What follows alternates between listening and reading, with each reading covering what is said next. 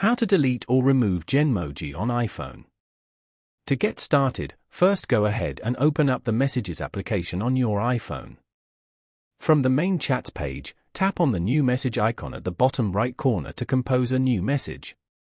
Now, tap on the input text field and then tap on the emoji icon on the keyboard, and finally navigate to the stickers or Genmoji section. To delete a specific Genmoji, press and hold on it until a menu appears, then simply tap on Delete. For a different approach, go to the Settings. Once there, scroll down and select General. In the General settings, scroll until you find and tap on the keyboard option to access its settings. On this page, scroll down to the Emoji section and toggle off the switch next to Stickers. Following these steps, you can easily delete or remove Genmoji on an iPhone. Thank you for watching.